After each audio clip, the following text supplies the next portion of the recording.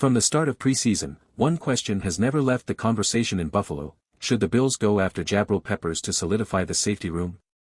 It's been a lingering concern, and after Week 1, the questions feel even louder. Let's be honest, Buffalo's win over Baltimore wasn't flawless. The scoreboard might have favored the Bills, but defensively, the depth at safety stood out as a real issue. The coaching staff expected Taylor Rapp to be the steady veteran presence in this group, but instead, his performance left a lot to be desired. Before we dive deeper into this situation, make sure you subscribe to the channel, hit that like button, and don't forget to press the bell icon so you never miss the latest Bills updates. Now, let's get back to the news. Against the Ravens, Rapp's struggles were on full display. On one particular run, Derrick Henry broke loose, and the breakdown wasn't about missed tackles, it was about positioning. Rapp's body was turned the wrong way, completely misreading the direction of the play. Meanwhile, Cole Bishop already had the opposite side locked down, yet Rapp was drifting out of position, leaving a gaping lane open. For a defense that's supposed to be disciplined, that's a glaring red flag. The struggles didn't stop at one play.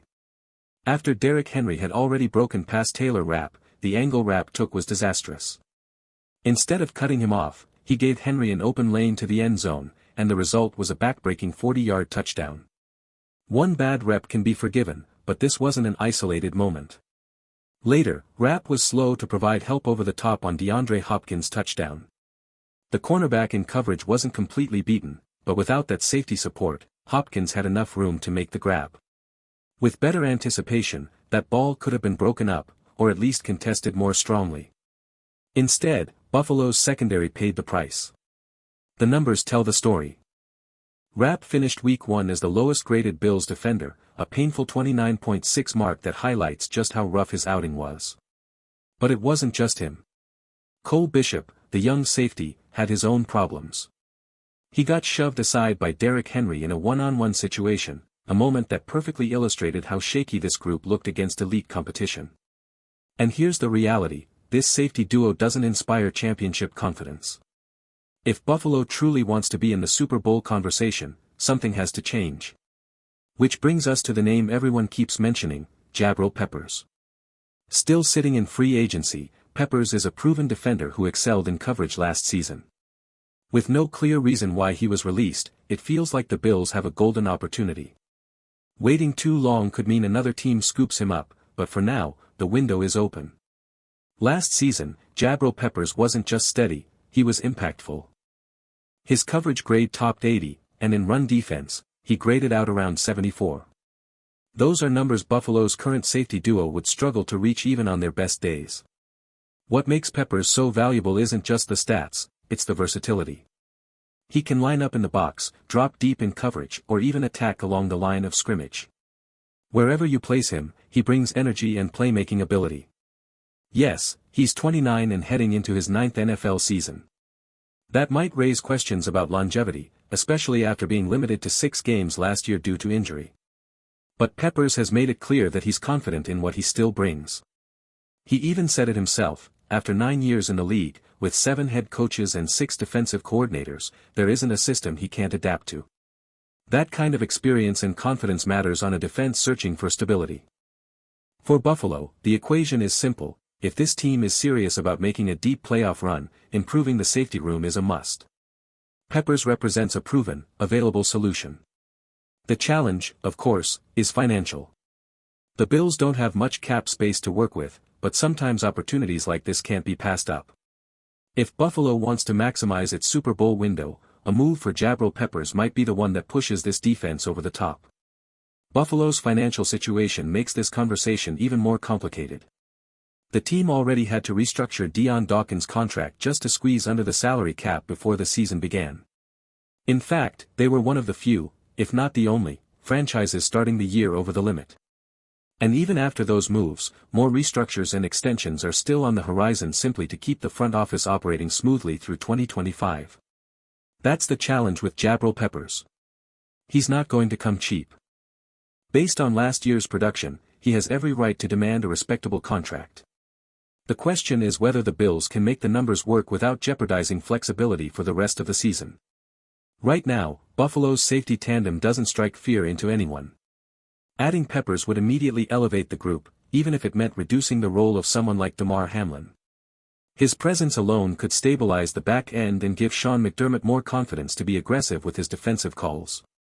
So, the Real decision falls on Brandon Beane and the front office. Do you take the financial hit now to strengthen a glaring weakness, or roll the dice on a group that hasn't proven it can hold up against elite offenses? For a team with championship aspirations, the margin for error is razor thin. While the conversation around Buffalo has centered on the safety position, one area that deserves equal attention is the success of the team's recent draft picks. Brandon Beane pulled off what can only be described as another draft day steal. In the later rounds, Buffalo secured tight end Jackson Haw at pick 173 and cornerback Dorian Strong at pick 177. On paper, these looked like depth selections. On the field, both players proved they're much more than that.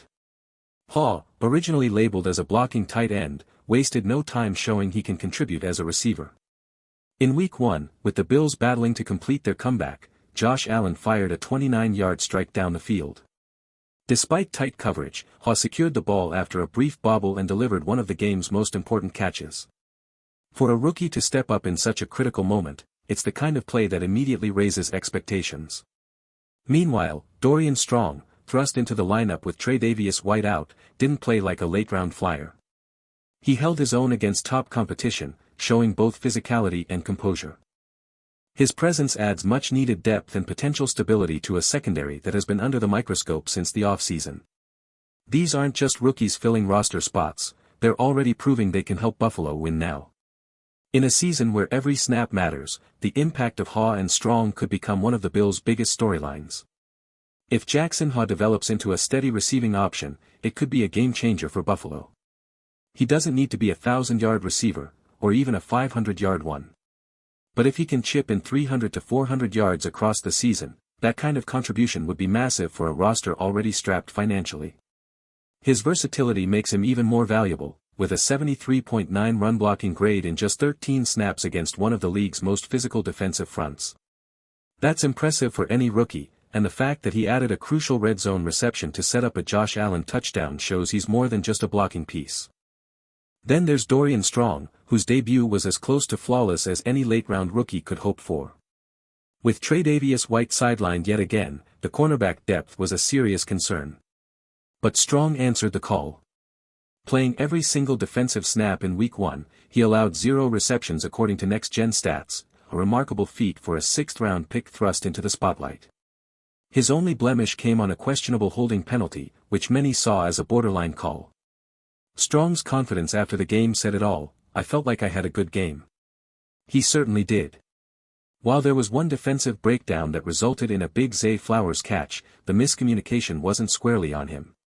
For a rookie to step in and play mistake-free football for nearly the entire night, it's the type of performance that makes Brandon Beane's draft class look like outright theft. Buffalo fans worried about the cornerback room may have just witnessed the emergence of a long-term answer.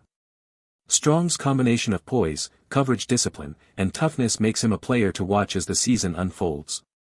The breakdown on that Zay Flowers play may have technically fallen on Dorian Strong, but even if it was his assignment, it's the type of mistake that can be ironed out quickly with more reps. What matters more is how poised he looked for the rest of the night, which adds real optimism to the Bills' cornerback depth chart. Right now, Buffalo is waiting for Maxwell Harrison to return from injured reserve and hoping Tre'Davious White is ready as soon as Week 2. But Strong's performance gives this group flexibility. If White isn't at full strength coming off injury, the Bills don't have to rush him into a heavy workload. Strong showed he's ready to handle boundary responsibilities, and against a Jets offense that, despite a big Week 1 output, still doesn't strike fear the way Baltimore does, giving Strong another start could make sense. The value of depth can't be overstated. In the past 2 seasons, Buffalo's secondary has been stretched thin due to injuries, forcing young or inexperienced players into high-pressure roles. This year, though, Strong looks like he can be part of the solution instead of just a temporary patch. That kind of emergence from a 6th-round pick is the definition of a roster upgrade. If he continues to perform with the same confidence he showed against Baltimore, the Bills may suddenly find themselves with one of the more quietly solid cornerback rotations in the AFC. Strong doesn't just deserve snaps, he's earned the right to be trusted in meaningful situations. That Week 1 win still feels unreal. For some, it's been labeled lucky. The debate has already started. Would Buffalo have even been in position to pull it off without that forced fumble on Derrick Henry?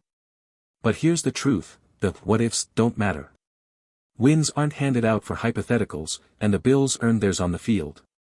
In fact, that victory was a perfect reflection of who the Buffalo Bills are under Josh Allen.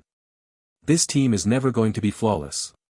The roster will have holes, particularly on defense. They'll give up yards, they'll surrender points, and there will be stretches where the game feels out of control. But with Allen leading the offense, Buffalo always has the firepower to erase mistakes and tilt the outcome back in their favor. It's chaotic, it's messy, and it's often nerve-wracking, but it works. The Bills win games in ways that make your heart race and your head spin, and that's part of what defines them. This team thrives in the unpredictable, and as long as Allen is at the helm, Buffalo will continue to find ways to come out on top, no matter how wild the path to the finish line may be.